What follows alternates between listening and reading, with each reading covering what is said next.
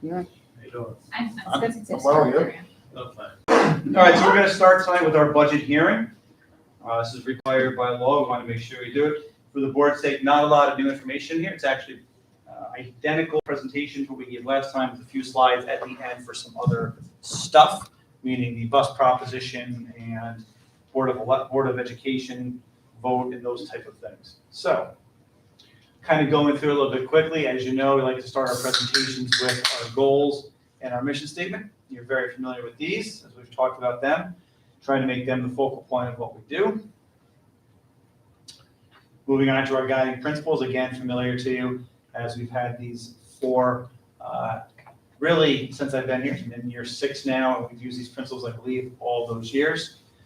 We like to talk about making sure we're using our resources correctly, using data to guide that instruction, so that at the end, it is the financial work, the budget is the financial representation of our academic program. And the last bullet, very important, because really, since I've been back, we have tried, in response to the decreasing enrollment, to reduce staff where possible through attrition. Just much easier to do it that way, much more efficient to do it that way, and it's actually financially better for us for a variety of reasons as well. So we've been trying to do that, and that's going to come into play with this budget in particular. Where we started, 22-23 budget, $63.8 million. We went through with you in detail our increases. For this, we kind of lumped them into some categories, rounded them off, and kind of tried to prioritize them for you. The contractual salary obligations, obviously, are all our collectively bargained contracts. Health insurance includes all of our plans that we have. The net there going up about $584,000. Our transfers and the stimulus, we talked a lot about that, as we have 2 buckets of stimulus funds, right? One of them coming to an end at the end of this year, one coming to an end at the end of next year, and really try to get a hold on this in terms of making it simpler for this year and perhaps more importantly going forward, so that it's easier to see what's in and what's out and what needs to come back in as that money runs out. So that's why we have that transfer line in there. The next 2 deal with our special education situation. In special ed, we're going to have to add staff to address need. And again, that's a program in particular, 1211, which we'll be bringing into the district. Important for a variety of reasons. One, we feel like it's what's best for kids, and that's what we're here for. But there's also a financial benefit to doing that. As much as we have to hire staff to make that happen, remember to outplace students cost significantly more money. Out of district placements in general, we are seeing our needs increase, and we have to keep that budget line up with what we foresee our expectation is going to be in terms of placing students outside of the district. And those programs can easily run upwards, of $100,000. So when you're placing a kid out, depending on the need, it could be significant costs. We have some increasing legal fees, the overtime, largely in building and grounds. As you know, our staff is a little bit smaller than we would like it to be, but obviously the work still has to be done. So when you're talking about floods and snow removal, those types of things, that's our staff and overtime, and trying to make that budget line accurate with what we're actually spending. Utilities, similar to your own house, right, in terms of the price increases you're seeing, cost increases in that area. Trying to make sure our substitute budget is correct, and that we're seeing increase as we're trying to make sure our budget lines are accurate. Retirement systems, that's our contribution to ERS and TRS, netting about a $63,000 increase. Our extended school program is our summer school, some FICA Medicare stuff dealing with payroll, and then of course the debt service, which is capital project rolling over. That's the interest on the project. Now that the project is coming off the books, it's actually a lack of an expense. So from this point of view, it's actually a benefit, right? It's $757,000. That makes things a little bit lighter. Total, an increase of 3.7%, or about $2.3 million. So we talked a lot about revenue and the way that we fund the district, right? There's 2 main sources, one of them being state aid, and the most significant portion of state aid is our foundation aid. That is the big bucket that we need. We received a 3% increase. That is the hold harmless provision. Per the formula, we've been overfunded by the state, according to the state. This year, we would have been slightly on the plus side. Our increase would have been around 1.5% or so. They put us in the hold harmless category, so we got 3%, an increase in terms of dollars of a little over 500,000. And as we know, that is not significant. We've talked a lot here about advocacy and trying to get that formula changed and adjusted, and trying to get some work with our local elected officials to increase that number. But that's where we are at per the budget that was approved. The second bullet there, total state aid, really gets into the reimbursable aids, which is basically you spend it, then you get it back. So it kind of fluctuates significantly. In that case, we have a flood-related reduction of about $770,000.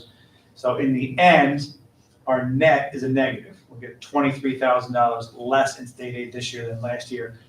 That's your total picture, with an increase of about $500,000 on the state aid side. So we talked about how do we go about addressing this deficit. As you know, there's two options, because the rest of our funding comes from the local taxpayer.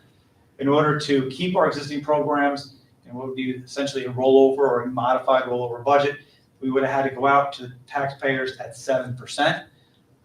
That was not the recommendation from the district superintendent, nor is it what the board wanted to do. So made that decision relatively easy. It was option 2, the tax cap and making reductions. What is our tax cap this year? We're looking at 2.99. We talked about how Carrie's been trying to give us a long-term projection with our capital project and making sure that we're trying to keep that as flat as possible. Our goal has been to kind of keep it in the 2.9s. Now we can go up or down in one year, but it's going to greatly impact the following year. So that's where we're at right now. In terms of dollars, it's about $1 million in increased revenue from the taxpayer. When you look at it in the end, you have a deficit going into this year of $1.3 million. So then we went through our deficit reduction plan. Really, at this point, when about 80% of your budget is people, right? It's a people business. The only way to accomplish $1.3 million is through humans, right? It's through employees. So at the elementary level, we're looking at 3 reductions. Classroom teacher, that is enrollment driven. It's one section that'll go down. And then 2 AIS folks, that's our academic intervention services, and kind of painting a very global, high-level impact. It's really decreased services for our most struggling learners. Those are our students that we know are most struggling, especially in terms of reading. And we know we've built a system that is working and working well. And this would be the beginning of kind of knocking that system down, right? No two ways about that. We'd be reducing the number of people in those positions. At the middle school, you can see the reductions there. The PE and the AIS math are shared in terms of where the cut will be with the middle school and the high school. The world language elective, that is the world cultures class, that is in the 6th grade. Important because it's been asked a few times here in presentations that we've done, as well as through some folks who've contacted us. We still plan to offer French next year in 7th grade, and our commitment is to have students who sign up for French to be able to finish that sequence through. That is our goal, that is our hope, that is what we want to do as we go through. But for next year, we are going to eliminate that world cultures class. Tech integration position at the middle school is a tech support spot, as well as that person's position is split between kind of think of it like almost professional development support for teachers, and with an elective that's offered to our 8th graders. And then another math elective at the middle school. At the high school, you see the other half of the PE and the math, which is split between here and the middle school. Science, which is going to be attrition, resulting in a loss of electives, and then a IEP-driven reduction in teacher aid. Important to note, as we've been saying this, high school has already reduced in English and in social studies over the last couple of years, going back to those previous bullets, through attrition. So the high school showing a 3.0 FTE, but in reality, we know it's been greater than that over time, but we've been trying to be proactive with our reductions and reduce when we can. We also have an SEL coach. We had 2 of those originally. One of those is now fully devoted to our 612 program at Postage Hill, and the other will be phased out.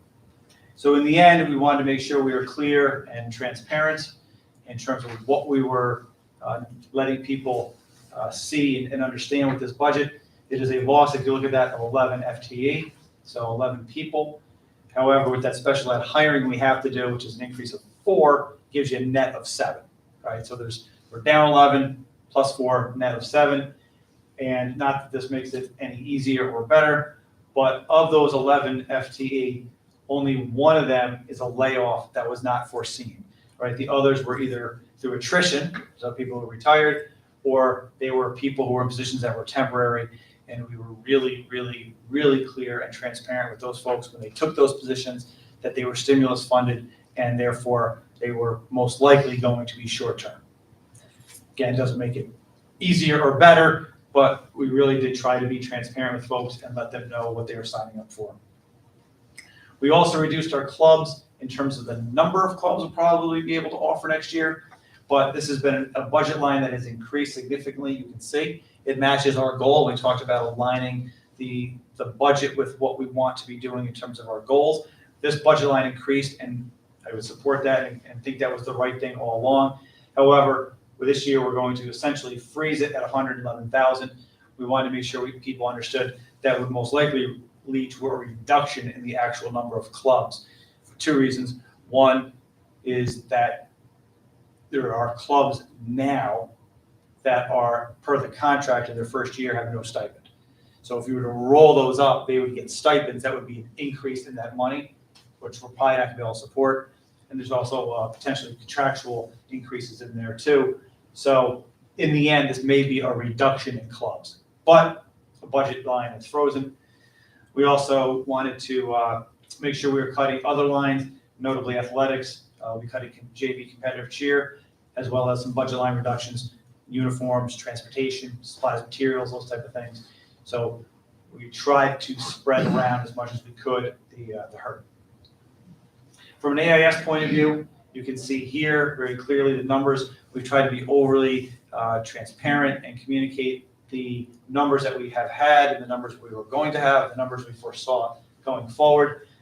This slide is important when you look at that 2021-22, right? We ended up there with 13.5 FTE. But if you go back to the budget presentations prior to the stimulus money, that was going to be at about 8.5, right? So pre-stimulus money, we knew we were going to be reducing, and we were going to be reducing the AIS. That money came in late, it was like March-ish, and we put the stimulus money into AIS positions. So that's why you saw that number go back up. Again, we thought it was the right thing to do then. I think we still think it was the right thing to do. We have a system that's worked. It's serviced our kids. Teachers done a great job. Again, it doesn't make this any better, but we knew at the time in 21-22, this is where we were headed. You can see the numbers as they start to drift off as we go from 9 to 6 to 3, from 22-23 to 23-24 to 24-25. 3 buildings at the elementary levels. That's obviously in terms of per building, 3, then 2, then 1, right? The 9, the 6, and the 3.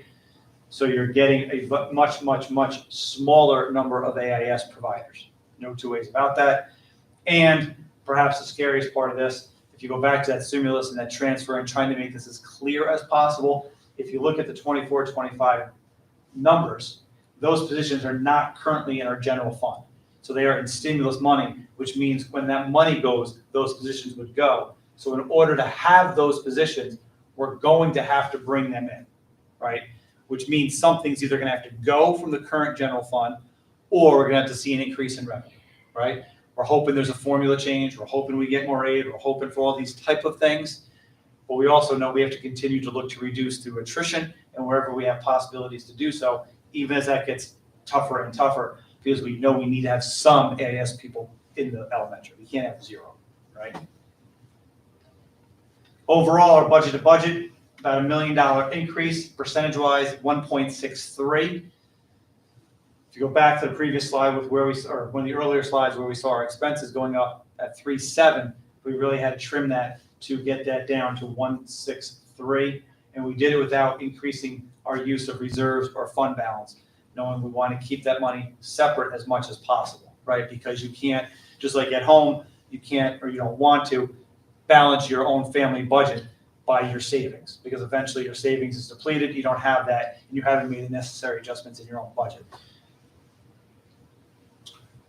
Where do we go from here? We know the stimulus funding is ending, so we really got to talk about what positions and programs we're going to move in from stimulus into the general fund. We don't really talk much about the programs, but there are programs that we use and have come to rely on that are now in that stimulus funds that we're going to have to decide, are they worth bringing in or not, right? An example is the Employee Assistance Program. EAP is something we never had here. We brought it in through stimulus funds to benefit our employees. We use it a lot for a variety of reasons. Our usage actually has been pretty good. We track it, again, using data. And that's one of the programs we have to decide whether or not we have money to pay for that in our general fund at some point. And as we've talked about here multiple times, the state aid increases are projected to be minimal, right? The talking point out there is what, 2.3 billion or whatever in increased revenue, fully funding of foundation aid, education got a great budget, a lot of money for education, all these very positive talking points. That's not good for us because it is true for most districts, right? About, call it 2/3 or so based on what we've looked at, have received significant increases, in some cases double digit. So education as a whole is considered a winner in this budget. Education not considered a win for us, obviously. And what has been shown to us or projected is that that number is going to be small going forward, right? We are not looking for large increases coming up in the next few years based on what we've been told. Moving off that, this is the new information. We have gotten back on our vehicle replacement plan. Took us a little bit of time to do this. We've been on this plan now for a while. You can see what we're looking to do there. Our bus replacement costs about $960,000. A couple of OM vehicles at about $204,000. We get a credit for the buses we trade in. So the proposition going to the public, to our voters, is about a net cost of $1.1 million. Obviously important to note that 73% state aid on those bus purchases. So we do get some of that back. If you're looking for more wonderful news, remember that eventually we need to switch to electric vehicles under the current mandate, and that those vehicles are approximately 3 times higher than the buses we pay for now, and we don't have the infrastructure in place that we also have to pay for. So we lack the infrastructure, us as in not just us, but all school districts. We lack the current infrastructure to do it. We lack the buses to do it, and when we have to do it, the buses are going to cost, give or take, using today's dollars, about 3 times as much as a regular vehicle that we've been purchasing. All that said, we are sticking to our desire to have a capital reserve fund. It's something that the vast majority of districts have and we want to get established. So that gives us just the ability, if we have money left over through that budget cycle, remember, Carrie's job is to budget close, but just like in your own family budget, you don't want to get too close, right? If you're budgeting your expenses to your revenue and you're at like 99%, you're in trouble if something happens, right? So obviously we have money that we have to budget in, so that we use for reserves. That's part of the reserve carryover we do, the $780,000 a year that comes over. So it's just giving us another option if in the event over the next 10 years, we have money in our leftover at the end of the year to put this capital reserve. A lot of benefits to this, right? It goes to future capital project needs, which then keeps that levy stable when you have to go out for projects. The voters have the ultimate authority, not just to establish it, but of the spending of the reserve. And it's really, really, really important for our community to realize that this comes with no budgetary or tax impact. There's no increase. It's not a separate $10 million. It just gives us another place to put money if we have it over the next 10 years towards a capital project. Again, very important, because if you look in the paper when you see capital projects out there and you see no impact to the taxpayer, that means the district has done one of 2 things or both. Either one, they have large projects, and as they come off, like the one that we have coming off, they start up another one, so that as debt comes off, debt comes on, which keeps you nice and flat. Or they have these capital reserve funds, and they're able to use that. Again, just like if you're buying a car or a house, the bigger down payment you put down, the less you have to borrow, the less you're going to pay in the end. That's really what this is. It's a savings account to help us in the next capital project. If you want more dire news, we know that we are in need of another capital project, right? We know that based on where we are right now, and Tony, who has been with the district for a very long time, lives here, own children went here, knows our buildings like the back of his hand, has said to us, there are a lot of needs that still need to be addressed, right? We are behind on our capital project, and we need to start thinking about the next one. as this one's going. That's what most districts do. You're constantly in a capital project cycle because you need to maintain your campus just like you have to maintain your house. So we have needs that have to be addressed and need to be addressed sooner rather than later on the capital reserve side, capital project side. And then finally, we have 2 open seats, obviously 3-year terms. The candidates we have are 2, so there's 2 people running for 2 spots, Jessica and Michelle. And that we are hosting Meet the Candidates tomorrow night, and then their election will be on the ballot a week from tomorrow, which is the next slide. Tuesday, May 16th, 7 to 9, here in the high school, in the auxiliary gym, same place as we usually do it. And that concludes the hearing. Any questions from the board or the public? I think I read somewhere, but I just want to confirm, Meet the Candidates will be live streamed. Yes. Yep. I was on a webinar related to funding, and it was referenced that the original foundation aid roles were based on the fall's reporting, so you guys have to report quarterly or something to Department of Ed, or you report in the fall and then you report again in the spring. One district on the call referenced that they actually ended up receiving less because their reporting numbers had shifted from the fall to the spring. We're not affected in that way, correct? No, we're at this 3% regardless. So we are 3% in the fall and 3% now, so. Okay. This is somewhat unrelated, but sort of related. I was very disappointed to see that the final version of the budget removed the money that the state had originally been planning to spend for investigation and review of the foundation aid formula. So it appears that that has now been removed from the final version of the budget, which is sending the signal, at least to me, that they have no intention of fixing it. Just quickly. Yeah. When Megan is referencing the budget, that's not. Not this our budget, I'm talking about ours, New York State the New York budget. State budget. Just because there's two. So to recap for anyone who may not be aware of this, the New York State budget originally allotted funding for a committee to be formed and for the foundation aid formula that affects all the school districts of the state to be reviewed, because they have acknowledged that that formula is broken and is adversely affecting a whole group of us included. The governor's budget had that noted in it. Both the assembly versions and the Senate versions that were originally put up, and not even really was it being discussed, but it was believed that that was going to be carried forward. In the final version that was just last week, that was very quietly removed. So call your elected representative. Call all of them. I know our elected representatives have been very supportive and have been trying to help us, and I appreciate that very much, but they unfortunately do not serve on the Education or Ways and Means committees. So those are the representatives that you want to call every single day, if you have to. I guess that's all I have to say at the moment. Thanks.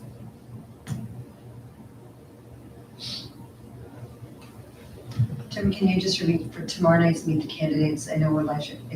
What time is it? 7 o'clock. 7 o'clock. Thanks.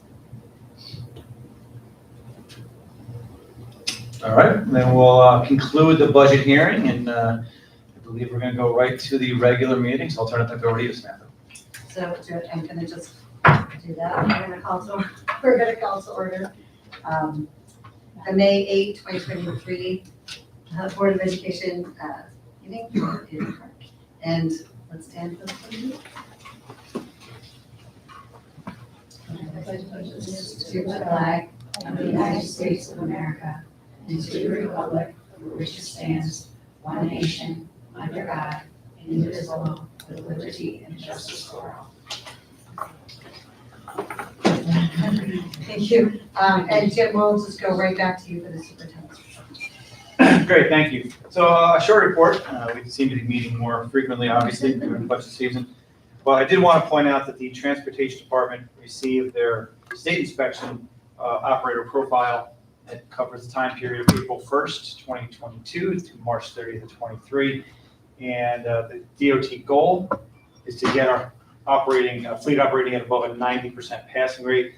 That's the hope every year. And once again, our district transportation department exceeded that this year with a 97.66% passing rate. So obviously a testament to our mechanics and our entire transportation department. So we want to acknowledge them and thank them for the great work they do constantly over there. And we know it's a tough job with our geography and the amount of wear and tear on our buses, as well as when we talk about capital projects and our facility committee people know this. We have things that need to be done in that bus garage, right? We're fixing the doors now, roofs, the lifts. There's some things that need to be done over there. And despite all the challenges, you can see the great job they're doing. So just wanted to acknowledge them and the work that they do. And then we'll go into our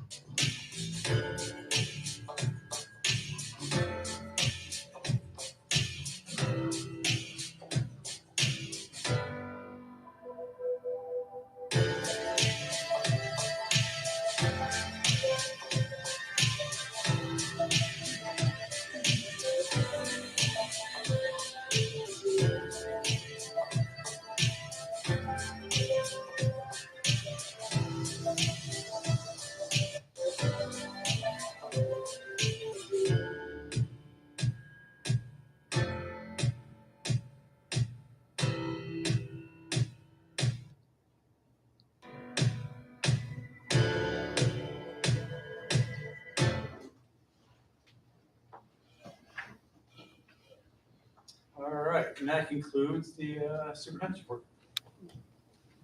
Thanks, Jim.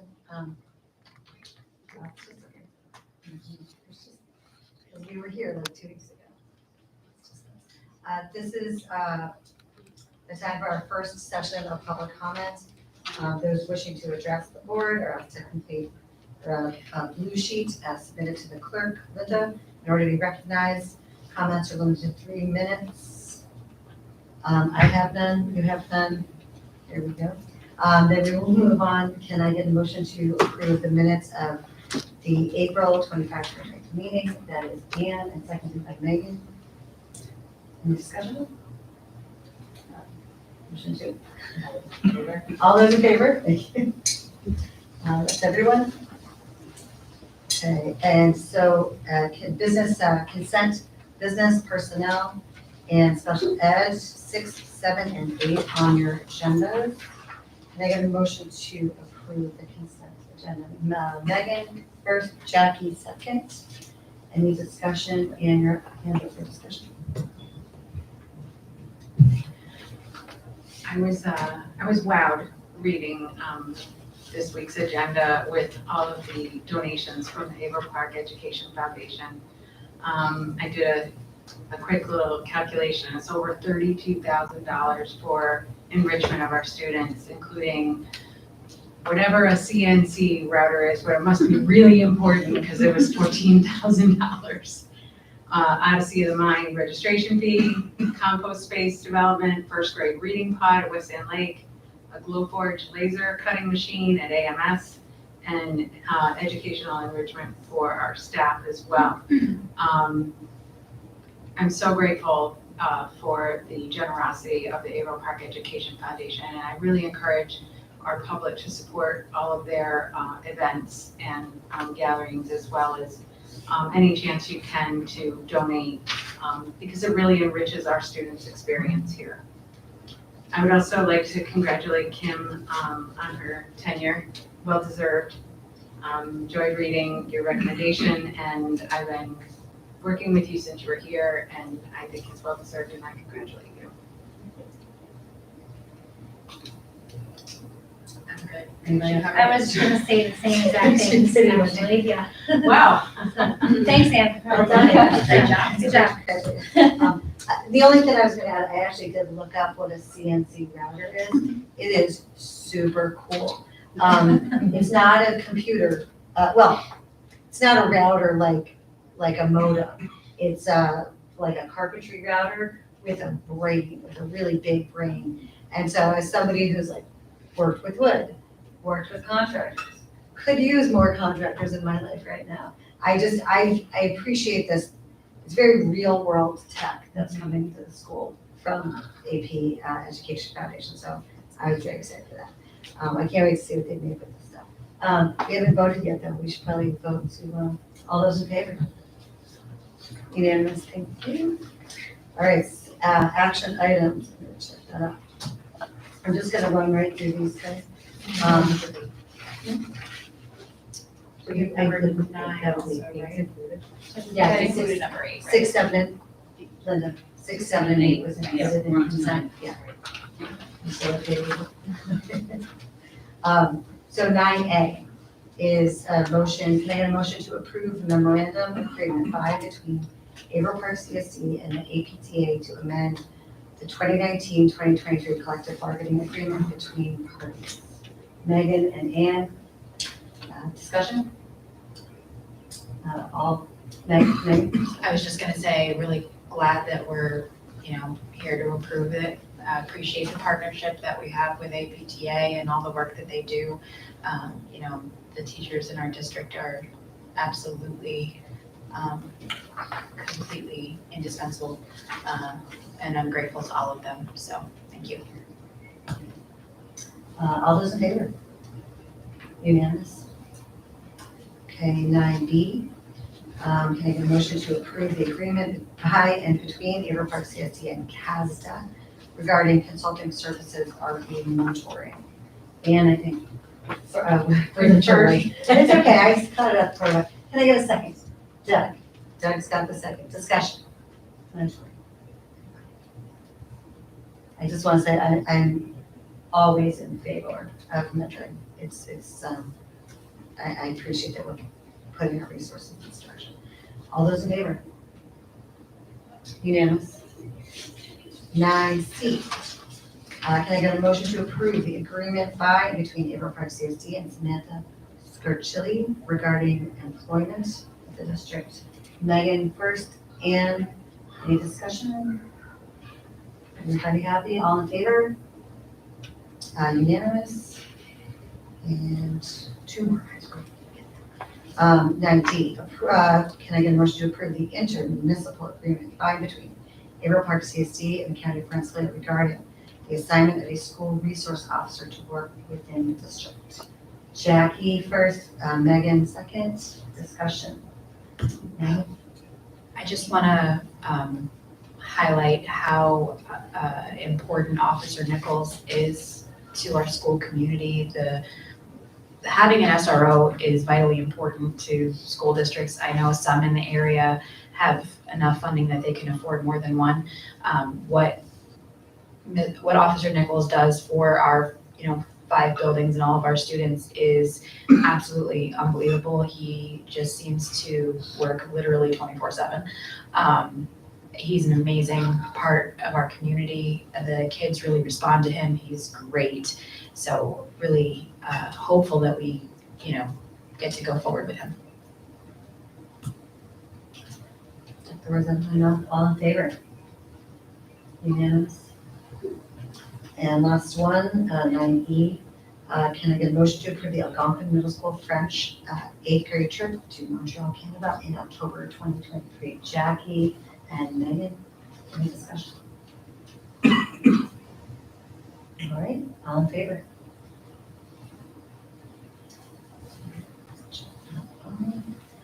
Policy items, these, we've got a bunch.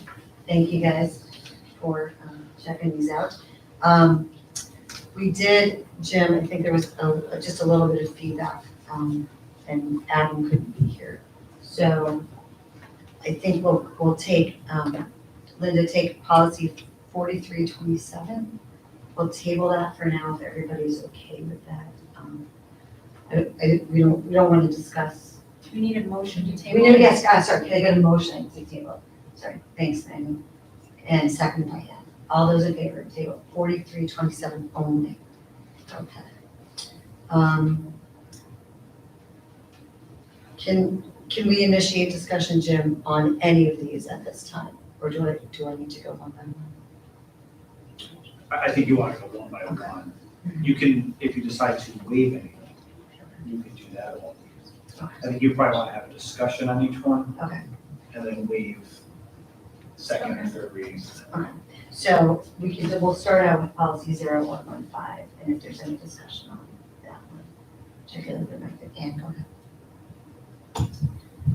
I do have a note on this one, for the rest of the board, on the policy committee, that, as we go through these, a lot of times we're like, didn't we just do this? So, it is on there as a first reading because, it has come back to us. We did approve this just back in November, but, it's come back to us just for some wording updates, for SSEC, which is a summary data collection form. It was formerly known as VADIR, which is violent and disruptive incident reporting. So it was just a matter of changing the wording on that part. That was the only change that we made, according to NISBA. So it looks like a lot, but, and it probably looks familiar because we just did it, but I just wanted to mention that that was the only change done on that one. Thank you, I appreciate that. That was a neat problem. No, but you're not alone, because we're all like, we literally just saw it. And how could that be a first reading? Because we remembered having a conversation right here about it. And that was why, that name change wasn't from us either. That was state reporting that changed, right, and that changed what their moniker is of their reporting system. So they changed it throughout. Okay. Excuse me, did they change any of the criteria or Now classifications, they just, the state and their different reporting systems? They just sent us the highlight, from what I understand with Kim, they just sent us this highlighted portion where they changed the wording of what they're calling this reporting system. Do we need to have commentary on the minor grammatical things, or can that come at the end for each one? I don't think so. The changes have been made. Yes, That were okay. suggested. Yeah. So you would be Okay. adopting them as currently done because of the date. Okay, So I believe your most recent grammatical stuff got done. great. 1120. Anybody?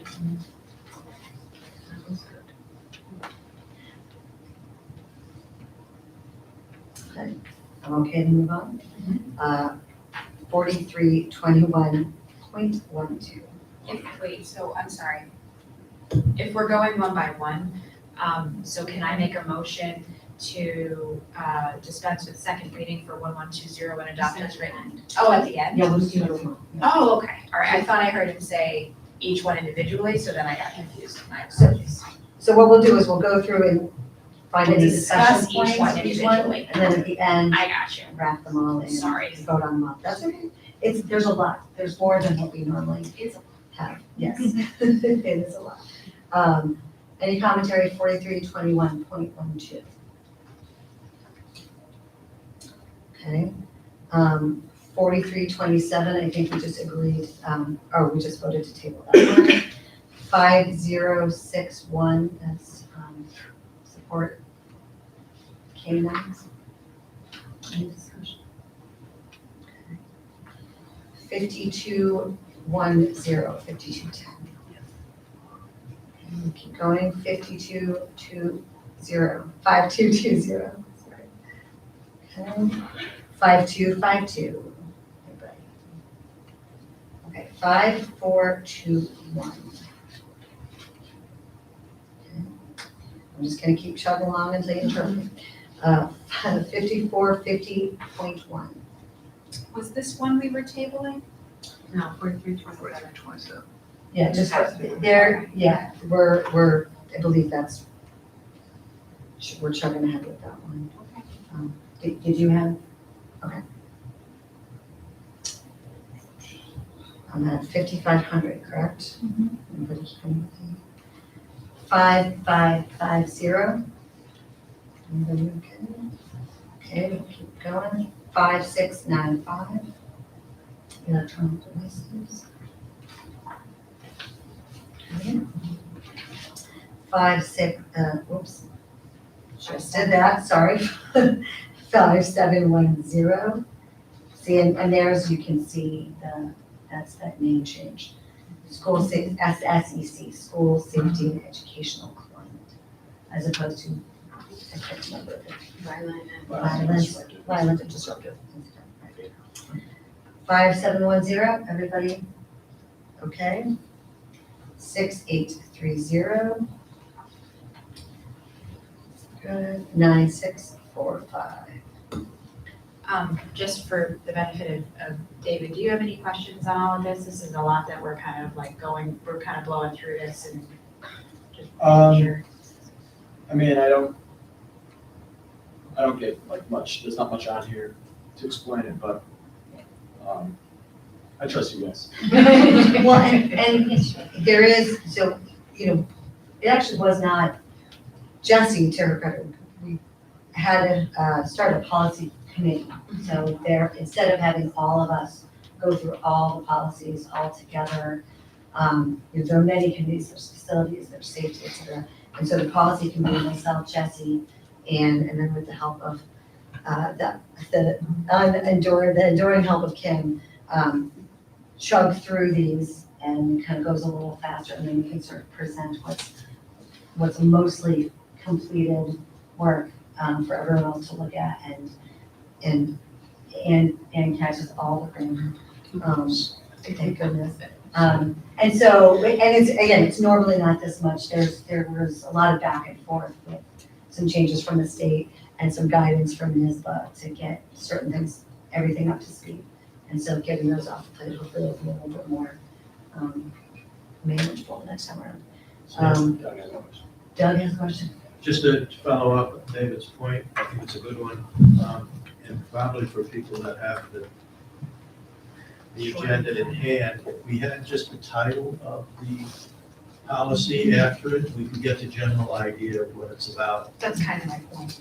Yeah. Because it would be hard. It's kind of hard for anyone who's not looking at the full, at the computer to know, they see the numbers, they don't know what the numbers mean. So it's not a reflection on the time or energy put into it, of course, like, I trust you. I'm just saying for the purpose of like the public, so that they know what this means. And then all of these policies are available in the district, if you go through the district website, if you're interested in reading them at length. And so maybe, and I guess I would talk to Jesse, just, because I always go to the detailed agenda when I'm preparing, and so it didn't even occur to me. But so maybe we do want to add the titles at least in, yeah, I think that's probably good feedback. We'll do those first, we have tabled 4327, we voted on that. Can I get a motion to approve? Should I list them all, A through P without D? Is that sufficient, Jim? Or, Yeah. okay. So can I get a motion to approve all, here's Perry policies. Megan and Ann, all those in favor? Okay, that's unanimous. So given that we've approved 5421, can I get a motion to approve, to rescind policy 5426, concussion management for students, which is now replaced by 5421. Megan and Ann again, and all those in favor? Unanimous, okay. Beautiful. Okay. Number 11, resolutions. Okay, Jim, I'm reading the whole resolution, correct? Yes. So we'll start, number 11 is, can I get a motion to approve the resolution regarding the request of the Commissioner of Education to grant permission for the school district to continue to use the term warriors? And I will read that in its entirety. This is the Averill Park Central School District resolution regarding Commissioner of Education regulation part 1, 2, 3. Whereas in December 2022, the New York State Education Department's P through 12 Education Committee and Commissioner of Education presented the New York State Board of Regents with a proposed amendment to Commissioner of Education regulations that would prohibit the use of indigenous names, mascots, and logos by public schools in New York State, and new proposed part 1, 2, 3. And whereas after the required comment period on April 18th, 2023, the Board of Regents approved the amendment to the regulations and the addition of the new part 1, 2, 3, effective May 3, 2023. And whereas the new regulation defines indigenous name, logo, or mascot as any name, symbol, or image that depicts or refers to indigenous persons, tribes, nations, individuals, customs, symbols, or traditions, including any stereotypical aspects of indigenous cultures used to represent a public school, not including but not limited to such schools' sports teams. And whereas the Board of Education strongly believes that the school district's use of warriors is truly unconnected to any indigenous aspect and has previously committed to removing any small vestiges of indigenous symbols, which solely consists of a very few remnants of a spear and feather. And whereas past boards of education removed any significant indigenous symbols or imagery over 25 years ago, long before this issue was raised by the state. And whereas the Board of Education wishes to respectfully request the Commissioner of Education to grant permission for the school district to continue to use the term warriors as its district logo. Now therefore be it resolved, the Board of Education of the Averill Park Central School District approves the sending of a letter to the Commissioner of Education making this request. Discussion. Oh, did I, Ann make a motion to? Did you? What was? didn't we- Doug was seconding the motion. We were waiting for you to finish reading. Oh, great, okay. And Doug. Discussion. So just so if you want me to just provide some context, so the letter that we've drafted, that Jesse has signed, is going to be sent to the commissioner if you pass the resolution. The letter just sort of highlights that the district understands, agrees to the intent of the new regulation. Since really the late 1990s, has been proactively working to link name warriors to any indigenous groups, including, for example, getting rid of the mascot, which was done prior to the memo that came out from Commissioner Mills in 2001. Also, we've agreed in the letter to, or committed to removing the last vestiges of any indigenous people in our logo, which is really the spear and feather. So we're saying that we understand that, and that there's a little bit of financial concern, obviously, with doing this. And we kind of talked through that, including being a whole harmless district and the state that we got, and the role the board takes, or the seriousness it takes in being financial stewards. So all that good stuff is sort of detailed in the letter. We also did a short video we have some students and some faculty members, employees, talk about what warrior means to them. So, upon your approval of the resolution, if you decide to approve it, I would send an email on behalf of the board to the commissioner tomorrow, which is the letter. Please. Sorry, go back. Okay, I want to make sure I wasn't cutting anybody off. I just want to make sure that it's clarified for the community that this is not the resolution that the state is requiring us to do by June 30th to fall in line with their request. This resolution is related to our appeal to retain our identity, if you were. Just because, words get we use words kind of universally because it's part of our process. But if you're not included as part of the process, sometimes it can get very confusing. The same way not having the titles of a policy or things like that can be overwhelming. And I support what we're doing to attempt the retention of our identity. I also want to make sure that it's clear for, all sides of the community that we do not disagree with the policy as a whole, as it relates to the removal of Indigenous names and imagery, because we do not want to offend Indigenous tribes. We do want to support proper representation. What we would like is for the procedure to be followed. I personally believe that the June 30th deadline, with the deadline for implementation and no funding provided, so it's an unfunded mandate that we have to comply with on a particular timeline for an issue that is most definitely going to be litigated in the courts, probably longer than that timeline exists. It's detrimental to districts to force us to do this. We are already facing so many budgetary concerns. People are losing their jobs, students are losing critically important programs, and you want us to spend money on something that you're going to be arguing about for years to come.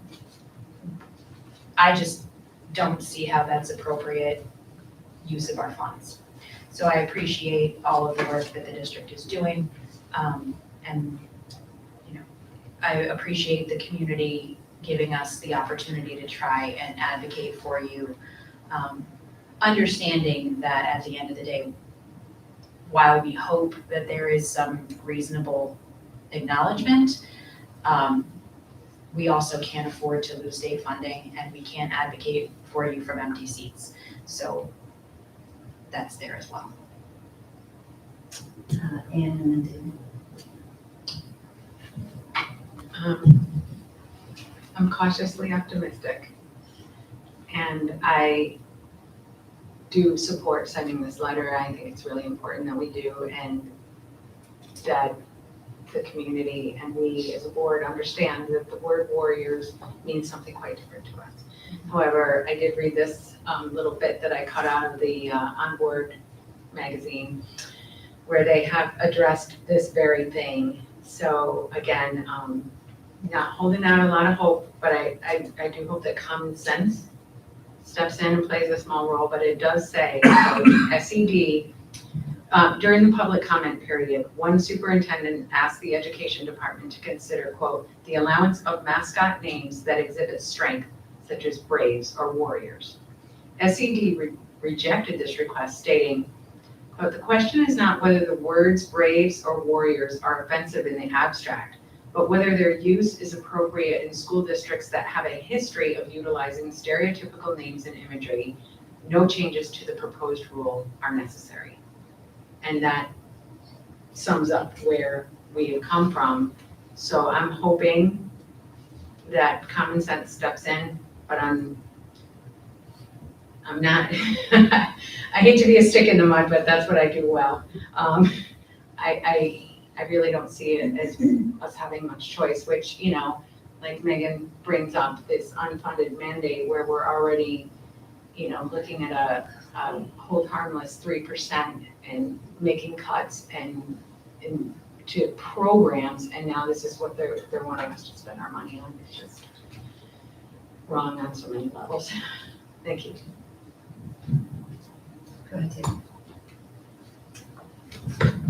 So I have two quick things. So just, and I think everybody's pretty well aware of this, but from what I've seen in the conversations I've had, the majority of, if not almost all of the students feel pretty passionately that being warriors is a good thing and it has a positive connotation and it's something that we're proud to be or would want to be referred to as. So that's the student perspective, I think, is aligned with that stance.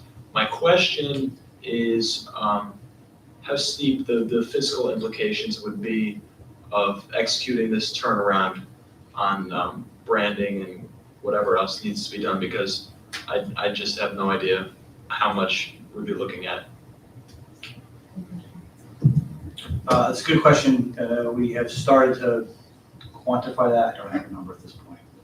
There's a lot of things. We have a list of things that would have to be changed, from our track, which has the word warriors in it, to gym floors, to uniforms.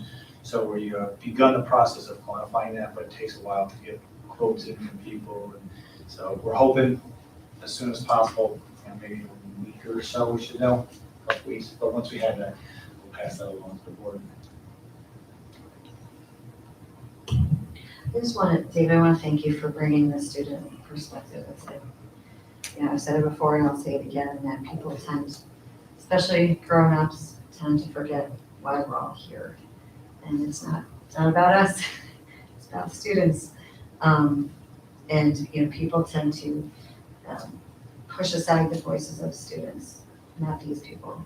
And that's one of the most kind of disappointing things about this whole situation is the lack of, the second thing that you said, I also want to point out is, here's a young person who, not even at university yet, and can speak to the financial implications with more intelligence and attention than folks who are paid by our tax dollars to ask and answer these questions. And the thing that bothers me about this most, aside from just the strength of how the community feels about kind of this duty to be a warrior and what it means, and what that means for our young student, our character, is just the fact that we have a group of people here, students as well, acting in good faith, and I would hope that we would get that back. And so with this letter, with this video, I hope that if there's any message to pass along, is that we are acting in good faith with common sense and respect for the students. That is the whole reason that we are here. So that's thank you, David. I appreciate that. If anybody else wants to chime in, now's the time. We can call that to a vote. All in favor of passing this resolution? That is unanimous on the. She was just over there. Okay, let's get back to, we have two more resolutions. Not nearly as dramatic or frustrating. Okay, D, so this is 11B. Can I get a motion to approve the resolution regarding the annual organizational meeting of the Board of Education of the Averill Park School District may be held on any day during the first 15 days of July each year? We'll get the motions first and then I'll read it. Sure. Go ahead, so motion, Ann and then Megan. Okay, the resolution is as follows, whereas Education Law, Sections 1804 and 1707 permit boards of education of central school districts to elect to hold their annual organizational meetings at any time during the first 15 days in the month of July.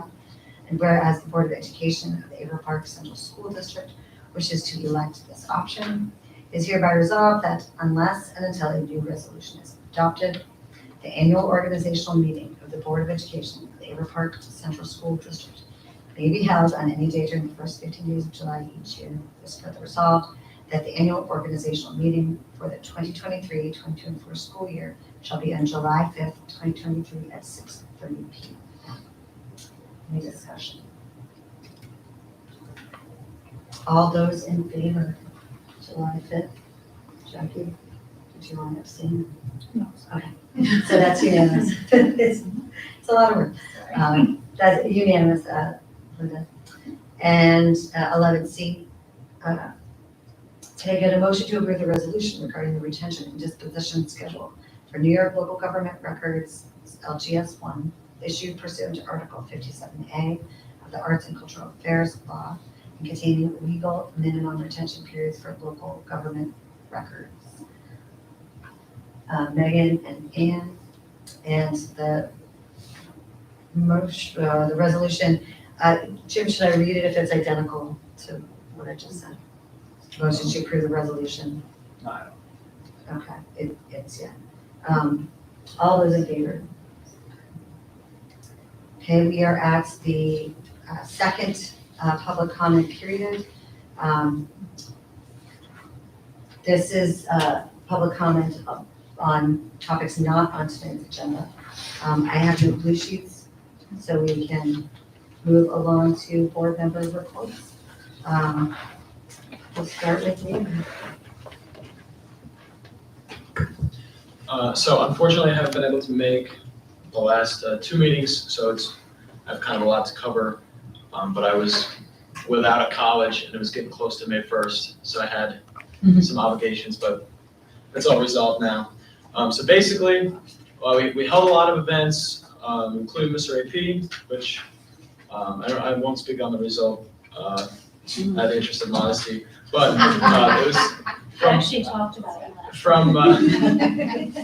from multiple perspectives, not just mine. I think the event went really well. People Right seem to person be. was chosen. That's not for me to say. I think Mr. Miller can speak more on that.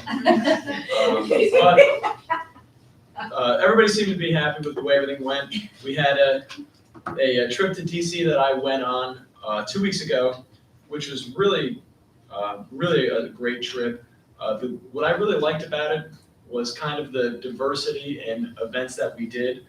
There was a really good combination of serious matters, such as visiting the Arlington National Cemetery and watching the changing of the guard, and seeing certain memorials, whether it be public figures, presidents, or fallen service members.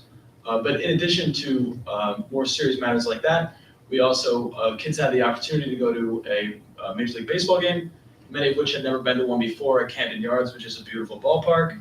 And students who maybe aren't sports fans or didn't have interest in that, some went to the Baltimore Aquarium, which is also really great. Kids got to see the Capitol building, among many other things. So it's a trip that had not happened in the last couple of years, but provided a lot of life-lasting memories for students. And it was something that Ms. Ford, as such, was recognized as Employee of the Month, and certainly deservingly so, because she does all the legwork for that trip, and it really went noticed. She made it happen, kind of brought it back from the dead, and I'm glad she did, because students were very, very happy. In the future, looking ahead, I know the juniors are working on prom, which is on the 20th. Seniors we have a sunset event. We had a sunrise in the fall to kind of kick off the year. Sunrise being symbolic to a beginning of the year and beginning of our last year. And now we'll have a sunset at George Washington on May 22nd, which is something people are really looking forward to, as well as our dinner dance in June. And obviously, we are starting to pivot to graduation.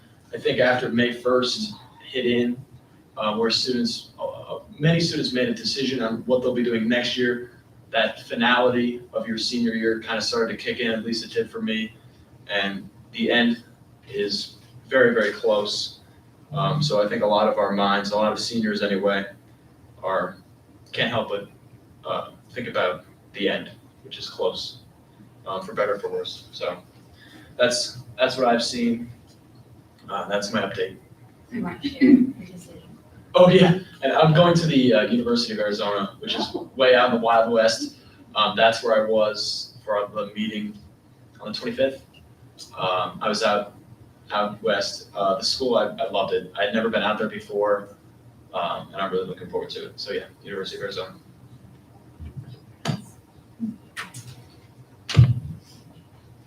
As he's talking about the finale of senior year, I'm thinking about that as well with my daughter. I've been enjoying all the senior nights that are happening with the sports teams. I know our lacrosse team had it last week for the girls, and that was really bittersweet. Our season's ending this week as well, and it's again very bittersweet.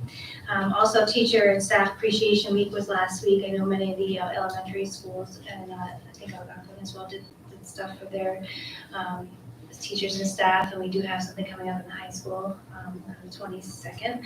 So I just wanted to thank all our teachers and staff and everybody in the buildings that do everything every day for our kids, and hope they enjoyed the extra special treats that they most definitely deserve.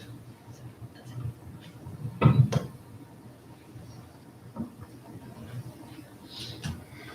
My turn. Wait, Ed. Just one thing, I just wanted to express appreciation for our SRO. I know that not all school districts have the same SRO each day of the week as we do.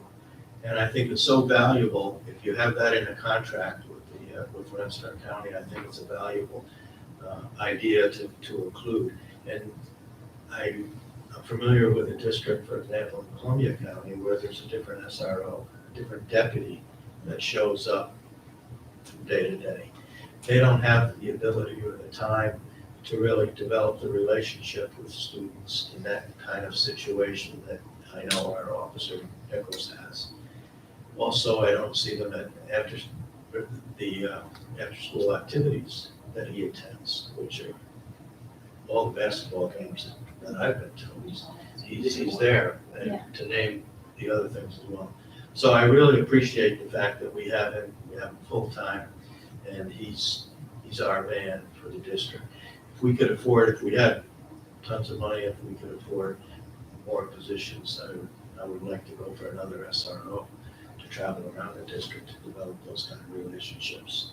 But I know we don't. So we just wanted to say that about our SRO. It's a good arrangement. So. Bittersweet is absolutely the perfect word to describe this year. My daughter is graduating. I still have 2 boys in the district, and Jackie, you have 1 more coming through. So getting to experience all of the final things is so wonderful to see the achievements, and so proud. And my daughter was on the Washington trip. She had an amazing time with all the different things that she got to see and experience, and she really had a good time. So that was very well put together. She went to the aquarium, not much of a sports fan, but was texting me all about the different fish and really excited. They got to see the Smithsonian Art Museum the one day, and she was just, I was amazed at how much they were able to squeeze in such a short period of time. So it was very well done, and I hope it gets to continue in the future. Lots of events coming up to celebrate our kids. We have the spring concerts that are coming up the week after the budget vote. So the budget vote is May 16th. And while it is not perfect, I hope that the community will come out and support it. And trust that we've done everything that we can for the community and the students. I myself have been working to see if there isn't any way that we can get some additional aid through some discretionary funding. So I will continue to work on that to see if there isn't something else that can be done. Every single penny will matter. So if we can get some more, that would be great. But those spring concerts, singing and playing music, Friday, June 1st or June 2nd. I can't remember if it's Friday, June 1st or June 2nd. It's a Friday. Is June 2nd. It's the Senior Arts Gala that celebrates our art students. They get to put on a gallery type showing throughout the high school, and some of our seniors for OBP will be putting on a senior skit, and they will be hosting their rose ceremony, which is a big tradition within our theater kids, and really looking forward to that. the senior dinner dance, the junior prom, all of the things that are coming up. So congratulations, David, on picking your school. Will be lucky to have you. So looking forward to seeing great things from you. And really just hope that the community comes out and supports the budget because we need that. So thank you very much.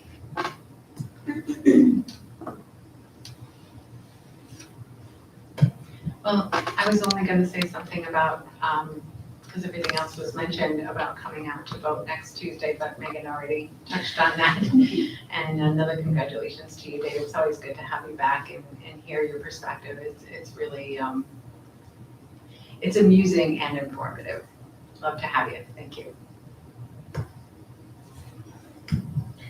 I just want to say that I'm impressed you guys did like a sunrise thing, because that's, Yeah. that you got a bunch of seniors to come out for sunrise.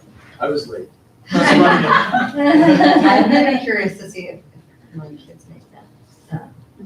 They've got time to prepare this year now. Everyone else is talking about a lot of stuff that's fun. I just wanted to kind of give my appreciation out to like at least AMS, it's the PTO, and PS, it's the PTA, that the parent volunteers who are, there's all kinds of stuff that they take on. There's movie night coming up. There's buy one, get one book sale. There's at PS, we have a special person's day, which I appreciate the name as somebody who can't bring a grandparent. They bring the dog and that makes all the kids happy. Not on the grounds. But I just wanted to kind of send out some thank you to all the parent volunteers and the PTOs, the PTAs who are doing all that, especially all this end of year stuff. And who just work their funds off. Yes, the vote. We had a awfully big turnout last year, and I would love to see those numbers again. It's not glamorous, it's not exciting, but it's the most important thing that we can do for our kids is to come out and support them with our vote. It's getting good people, staff, administrators, teachers, having a safe place, SRO, costs money, and it's not my favorite budget in the world, but I will vote for it and trust this amazing administration to work whatever magic they can. I also just want to point out one thing that I just noticed as we're going through is this board, just working with all of you guys it's really cool that everybody just brings something really unique and we sort of each fill in gaps very well and kind of hit on all the bringing in perspectives that I wouldn't have, experience, depth of experience and breadth of experience. And so it's just, it's nice to see it sort of a governing body that's functioning. Well, juxtaposed. It exists. Right? Right. It's work, but I appreciate it because every time we have one of these meetings, somebody says something that's like, oh yeah, we've done that. Good perspective. And that's how, that's what makes it a little bit of humility, a little bit of experience, a little bit of trust and some hard work. And you guys are great. So we good. That's it. The Mutual Admiration Society is over. I'm done. Okay. So yeah. Can I get a motion? Motion to executive Motion session. to, we do have an executive session, but, and we do not need to come back after the executive session, right, Jen? So right, so I just say what the executive session is for, correct? And that is for matters related to the employment, discipline, suspension, dismissal, or removal of a particular official consideration. So can I get a motion to adjourn to two executive sessions? Megan and Jackie, and then we will adjourn from the full meeting. All in favor? All in favor? We didn't. Yeah, let's go. Let's see. Good night. Thank you for coming. How are you? Great, how are you?